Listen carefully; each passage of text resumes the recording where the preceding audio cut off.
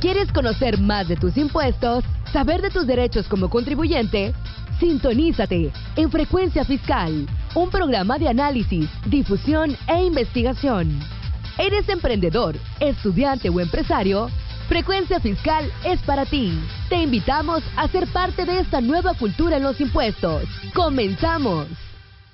Buenas tardes, bienvenidos a su programa Frecuencia Fiscal. Los saluda el contador público Hugo René Ortiz. Les recordamos nuestros datos de contacto, el correo electrónico dudas@frecuenciafiscal.com.mx, la página en Facebook Frecuencia Fiscal, el canal en YouTube Frecuencia Fiscal.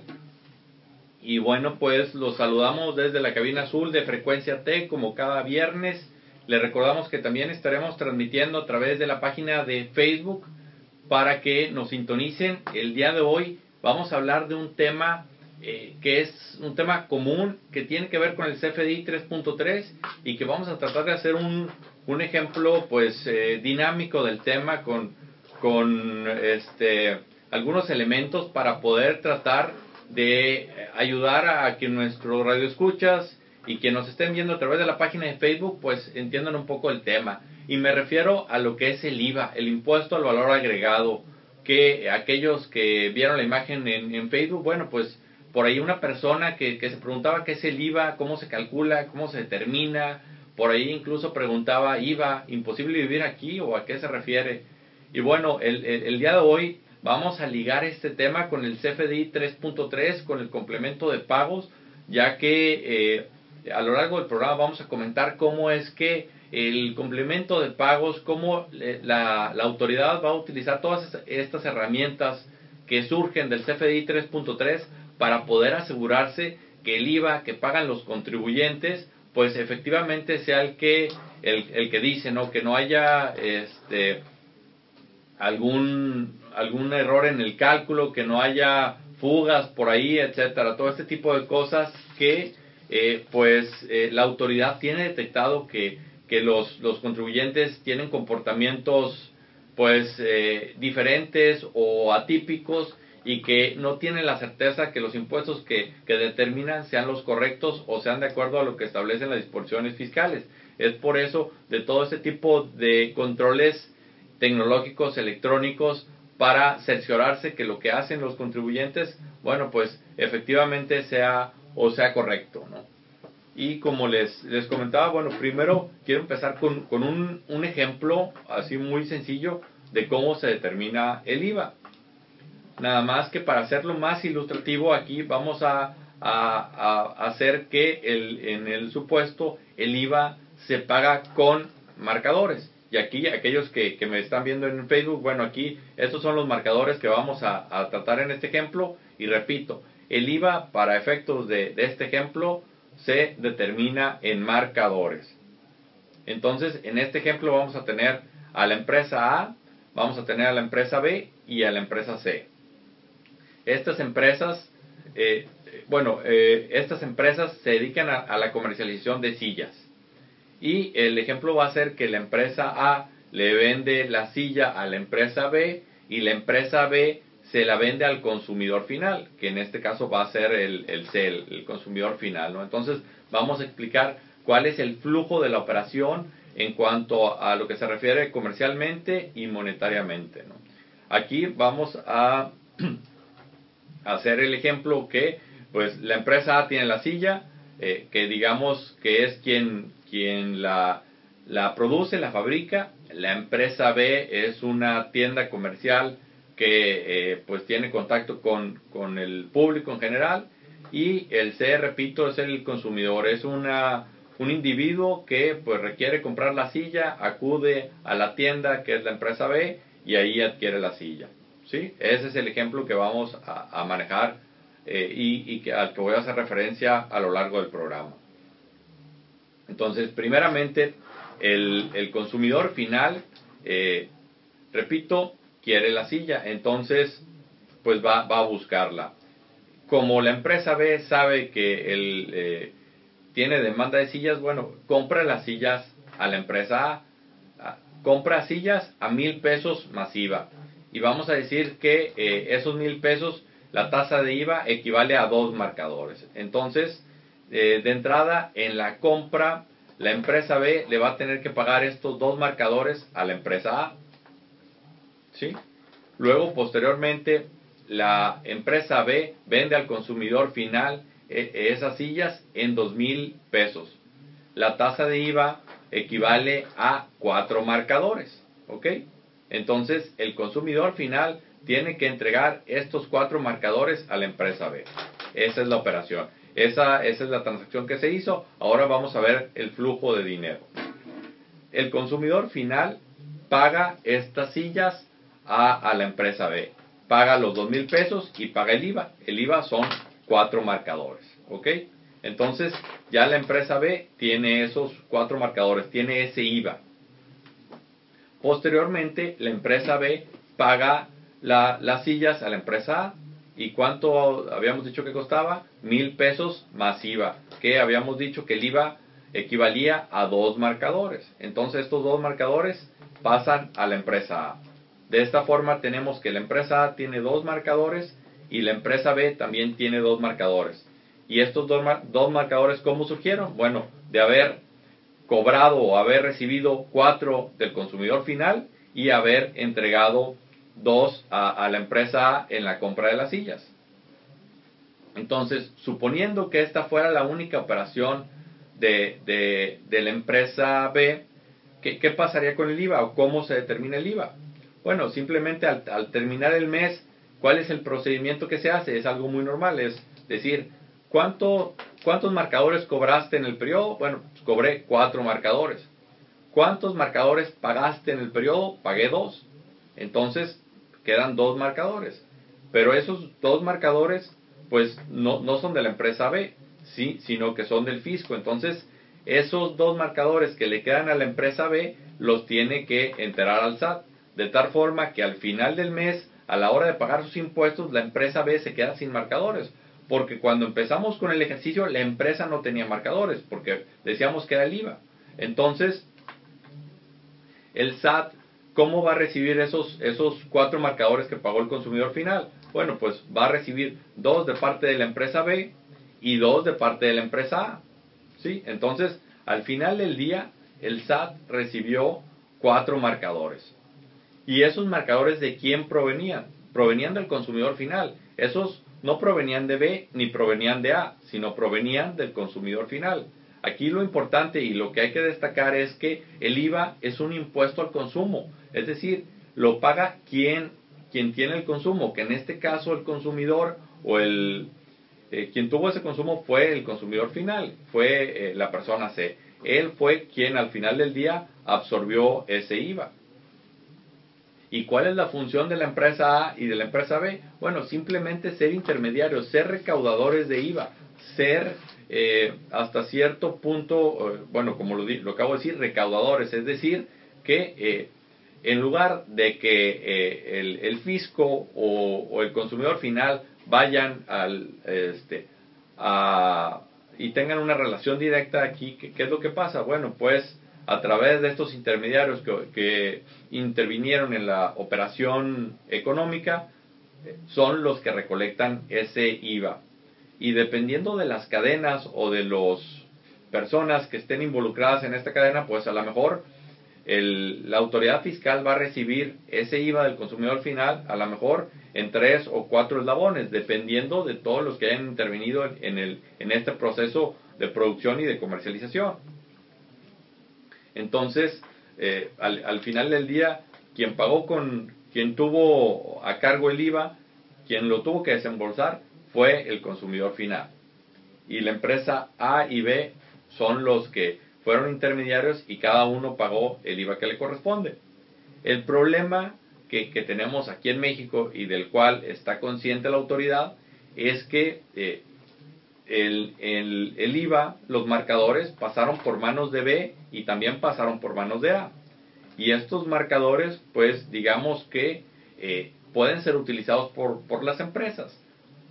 Pueden ser utilizados, ¿por qué? Porque la operación se llevó a cabo hoy 19 de enero y al fisco hay que enterar estos marcadores, hay que entregárselos hasta el día 17 del siguiente mes. Entonces, digamos que tú eres guardián de ese IVA o la empresa es guardián de ese IVA por un lapso de tiempo, que pudieran ser 45 días o 47 días, suponiendo que la operación sucede el día 1 de enero, por ejemplo, o al menos vas a ser guardián por 17 días, suponiendo que sucedió el día último de enero y los impuestos se pagan hasta el día 17. Entonces, el problema de ser guardián con esto es que pues no todos son buenos guardianes.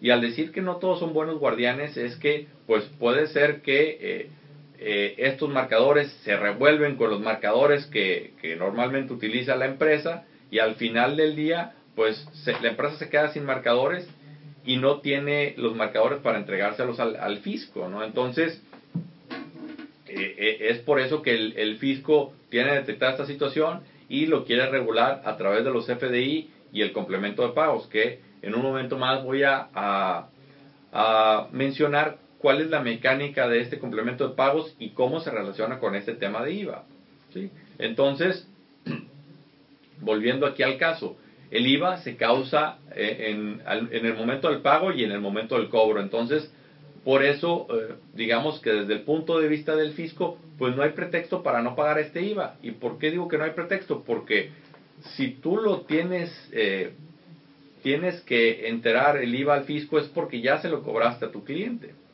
Entonces, bajo esa perspectiva, el fisco dice, pues me lo debes de pagar. La situación es que si a este elemento que acabo de mencionar involucramos que puede haber empresas que tengan problemas financieros, ya sea que a lo mejor no están recibiendo pagos de sus clientes o tienen alguna situación particular que está afectando sus finanzas, bueno, pues al tener el IVA dentro de sus cuentas bancarias, pues si no se tiene un buen control financiero, si no se tiene una disciplina, se puede utilizar ese IVA, esos recursos para la operación del día a día, y al momento en que se tengan que pagar los impuestos, que llegue la fecha del pago definitivo de IVA, pues las empresas no tienen los recursos para pagarlo. Entonces, eso es lo que sucede en muchas de las empresas, y algunas, repito, son porque tienen realmente problemas financieros que les afecta, y algunas simplemente es por tema de descontrol, porque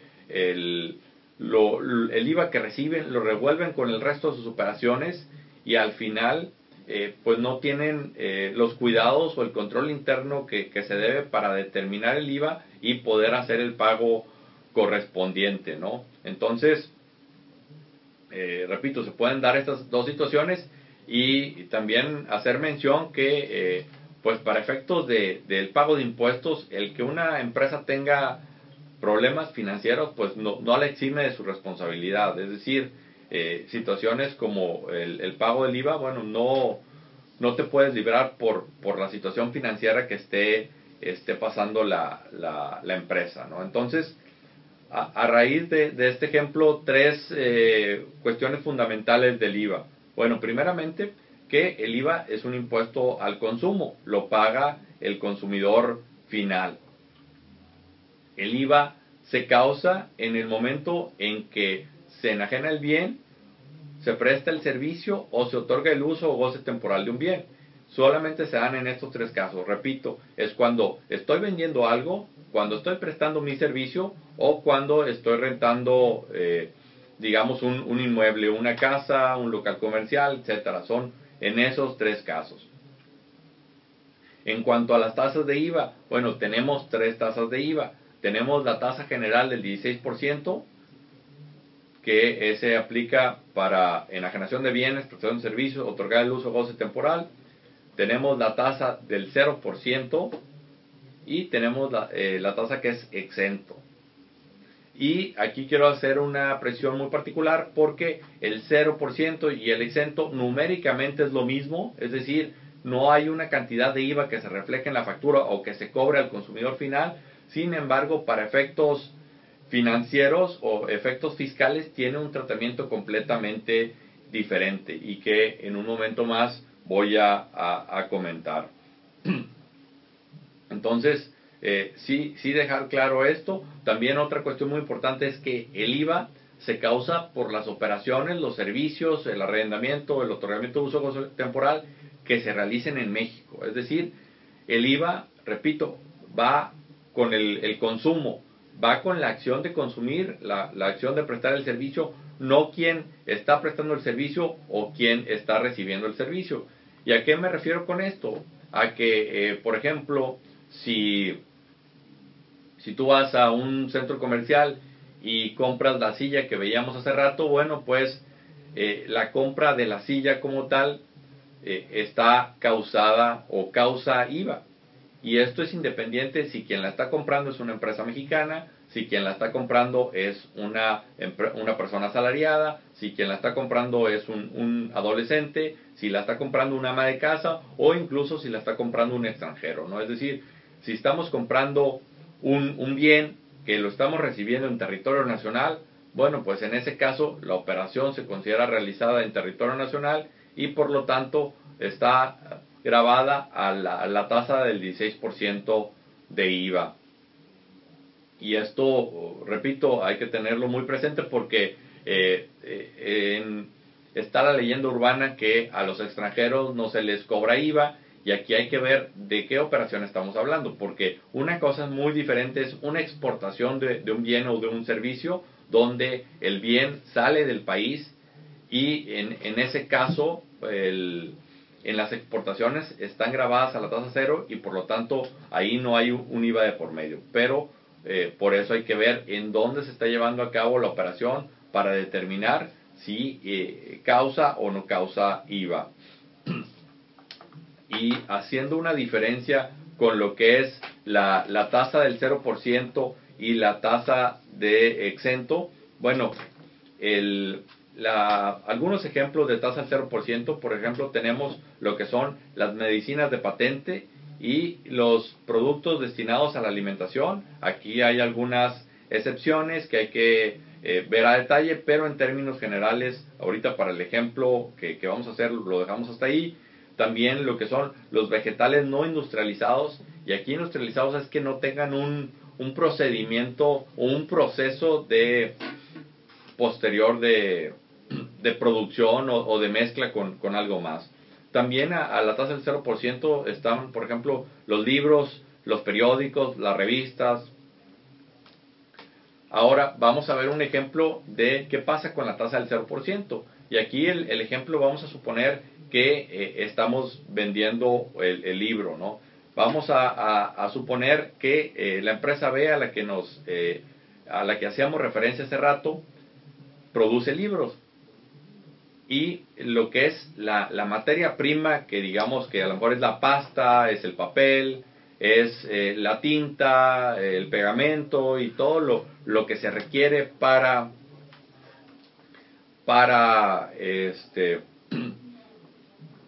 la producción del libro, bueno, pues lleva IVA. Entonces, en ese caso, ¿qué pasa? El IVA, que volvemos al ejemplo que hacíamos anteriormente, se paga o se maneja en marcadores. Bueno, pues la empresa B, por todos sus insumos que compró a la empresa A, le paga los marcadores. Luego, posteriormente, cuando la empresa B va a vender ese libro, el libro decíamos que era tasa 0%, es decir, que no lleva IVA. ¿A qué me refiero con esto? Que a lo mejor si producir el libro costó 1,000 pesos, la empresa B le agrega su margen de utilidad, que para efectos prácticos vamos a decir que son 1,100 pesos. Entonces a los 1,000 pesos de su costo más los 100 lo venden 1,100 pesos, pero fue a la tasa del 0%. Entonces, ¿qué pasa con el IVA? Bueno, resulta que si volvemos a la mecánica de cálculo que mencionaba, donde la empresa B no cobró IVA y pagó un IVA, pagó marcadores que no tenía. Entonces, al final del día, digamos que le quedan marcadores a favor, es decir, que ahora el fisco es quien le debe esos marcadores. Por lo que, ¿qué es lo que tiene que hacer? Bueno, pues puede solicitar en devolución esos marcadores o los puede acreditar para el siguiente mes, porque a lo mejor en el siguiente mes le resulta un IVA a pagar y puede solicitar puede utilizar los marcadores que tenía a favor el mes anterior, utilizarlos en el mes siguiente, ¿no? Entonces, así es como funciona la mecánica de la tasa del 0% de IVA. Ahora, si nos vamos con lo que es exento. Exento, por ejemplo, algunos de los casos son intereses que cobra el sistema financiero, la educación cuando es prestada por el Estado o cuando es prestada por particulares, siempre y cuando estén reconocidos por la Secretaría de Educación. O también otro caso común es la enajenación de casa-habitación. En la enajenación de casa-habitación, ahí tampoco hay IVA porque es exento. En el caso de cuando el IVA es exento, esto quiere decir que yo no puedo solicitar en devolución, el IVA que yo pago no lo puedo solicitar en devolución al fisco o no lo puedo acreditar. En pocas palabras, este IVA es un costo. Y para ilustrarlo nuevamente con el ejemplo de los marcadores, ¿qué pasaría? Bueno, vamos a suponer que la empresa B es una empresa constructora, donde para fabricar o construir la casa, bueno, pues compró el block, compró varillas, compró arena, etcétera, todos los materiales que requiere para la fabricación de casa, y cada uno de esos materiales pues lleva IVA. Entonces los marcadores tal cual se los entregó a la empresa A, que es la que tiene el proveedor de materiales. Entonces la empresa B, a la hora de vender la casa, igual hace el mismo procedimiento. ¿Cuáles son mis costos? Mis costos fueron, no sé, 10,000 pesos. Aquí la diferencia con la tasa cero es que, ¿qué es lo que debe hacer? Bueno, el IVA yo no lo voy a recuperar, es decir, no me lo va a regresar el fisco. Entonces al final del día también es costo para mí. Entonces, ¿qué tengo que hacer? Tengo que considerar el monto total de mi costo o de mis gastos, que sería, ¿cuánto pagué de materiales? Bueno, pues fueron 10,000 pesos. ¿Cuál es el IVA de esos materiales? Y eso incluírselo como parte de mi costo, para que al momento en que yo tenga la operación de venta de la casa a mi cliente, bueno, pues yo no le voy a cobrar ese IVA, pero yo tengo que recuperarlo porque pues al final yo lo desembolsé. Yo a la empresa que le pagué mis materiales, le pagué los 10,000 pesos del monto del material más el IVA, ¿sí? Entonces, aquí también podemos ver en este caso que quien cubrió el IVA fue el consumidor final, porque el IVA que la empresa B tuvo de sus gastos, bueno, pues se los tiene que cobrar a ese consumidor final. Y así en términos generales es como funciona el IVA. El IVA, digamos que es un impuesto al consumo, es un impuesto que es común en muchos países porque es la forma de regular el consumo, es la forma de cómo el gobierno, el fisco, obtiene ingresos a partir de lo que se mueve en la economía, ¿no? En los diferentes países, bueno, pues hay tasas más elevadas a lo que es en México, que es el 16%, hay otros países que tienen tasas menores, incluso países como en Estados Unidos que manejan lo que es el sales tax, que es un impuesto parecido a lo que es el IVA. Sin embargo, si es un impuesto al consumo, ahí la diferencia o de las principales diferencias es que este impuesto al consumo lo determina cada estado. Entonces, en Estados Unidos, dependiendo del estado donde llevemos a cabo la operación, es la tasa del sales tax que se paga, ¿no? Son contados los países donde el sales tax es un impuesto estatal. En la mayoría de los países es un impuesto, digámoslo así, nacional. Y también es importante recordar y hacer mención que el IVA, al ser un impuesto al consumo, bueno, pues este impuesto no está comprendido en lo que son los tratados para evitar la doble imposición. ¿Por qué? Porque simplemente aquí no hay una doble imposición. Aquí simplemente es realizaste el consumo, llevaste la operación en México, por ejemplo, bueno, pues pagas el IVA. Por ejemplo, si estamos hablando de una persona mexicana, por ejemplo, aquellos que acostumbran viajar al extranjero para el tema del shopping, de viaje, etcétera, bueno, pues los gastos que tienen allá simplemente, pues se les incluye el impuesto al consumo del país donde lo realizaron, y cuando llegan aquí en México ya no pagan otro impuesto al consumo, ya no se graban esas operaciones con IVA. Entonces es por esa situación que lo que son los impuestos al consumo en general no están comprendidos dentro de los tratados para evitar la doble imposición. Y bueno, ahora si esto lo relacionamos con el CFDI y el complemento de pagos, recuerden que hemos mencionado en programas anteriores que las operaciones que se pagan al momento que se facturan o antes de que se facturen, lo que es el método de pago es PUE, que es pago en una sola exhibición, y todas aquellas operaciones que se pagan con posterioridad a que se emite el comprobante es PPD, que es pago en parcialidades o diferido. Y si recuerdan lo que comentamos en programas anteriores, estas operaciones posteriormente están ligadas a un complemento de pago, ¿sí? Entonces, ¿cómo va a utilizar la autoridad fiscal esta información para validar el tema del IVA? Bueno, simplemente el IVA cobrado, el IVA que yo cobro a mis clientes, ¿cómo lo va a determinar? Bueno, son las facturas que yo expedí PUE, que son las que cobré en el momento que expedí el comprobante, más los complementos de pago expedidos.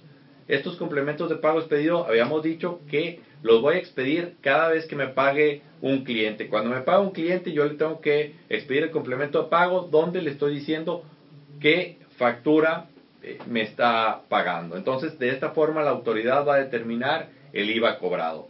El IVA pagado, el IVA de mis gastos, ¿cómo lo va a determinar? Bueno, pues con todos los FDI que yo reciba, que hayan sido expedidos con el método de pago PUE, pago en una sola exhibición, más los complementos de pago que yo reciba de mis proveedores. Entonces, de esta forma la autoridad va a saber el IVA que yo estoy cobrando y el IVA que yo estoy pagando en base a una documentación electrónica que va a estar recibiendo de parte de todos los contribuyentes.